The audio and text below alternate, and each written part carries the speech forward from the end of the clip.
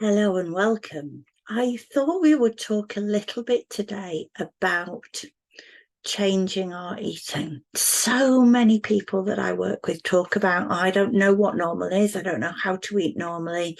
If somebody's been within the midst of an eating disorder for a long time, or just, has really experienced a lot of disordered eating for many years, we lose the sense of, well, how do I change that? What do I do that looks different, that means that it's right for me?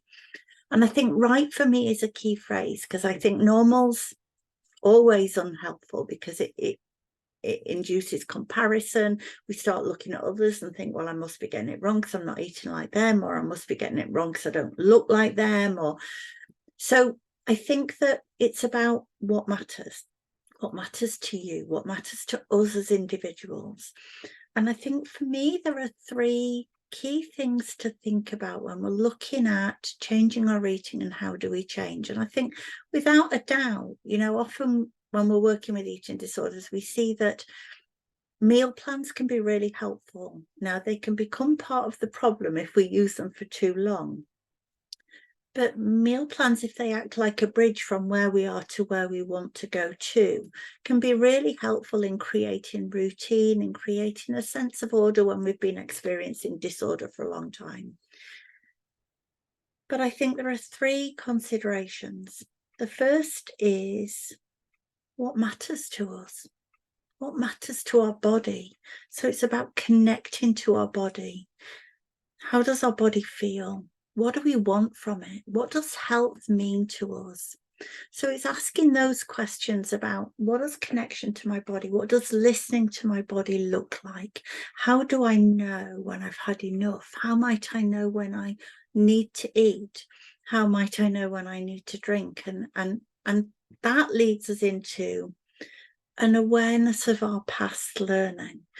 So we may have learned all sorts of shame or criticism or judgments around food and what it means. One of the most often things is, if I'm greedy, that's bad. If I eat too much, that means I'm greedy. That means XYZ. And so it's being aware that our minds are going to bring those things in. They're going to bring all those stories that the past has brought to us in. And that's just what minds do. They're trying to protect us from the hurt of the past. So it's not that our minds are trying to trip us up or harm us. They're just like a really unhelpful friend that's saying, this helped before, don't do this, keep away from this. And they're not trusting that this is a different time and place where maybe we can do something different. So there's connecting to our body. There's being aware of what our mind's going to throw up when we start to make changes, when we start to see things differently. And the other thing that's important, without a doubt, is some knowledge about, our bodies requiring variety, that we need carbohydrates, we need protein, we need fats, we need fruit and veg. Now, I don't think we need to go down a rabbit hole of knowledge, so we don't need to know everything. But those basics of requiring variety, requiring different colours on our plates, requiring different food groups on our plate, they're really important. So when we're thinking about making changes, first thing is, what matters to me?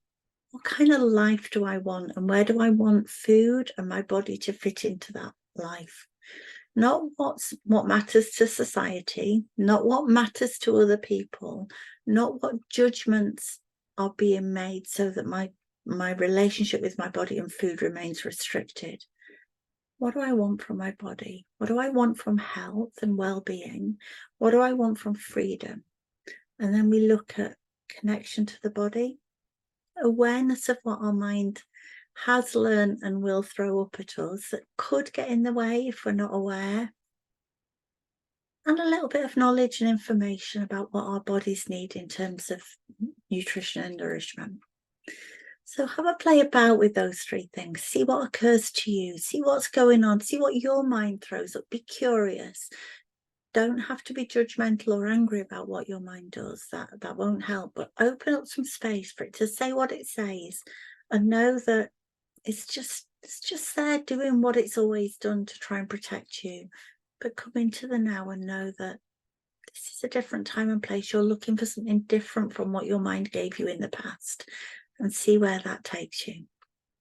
Just a little snippet about changing food and eating and our relationship with food and our bodies. Hope that helps. Take care. Bye-bye.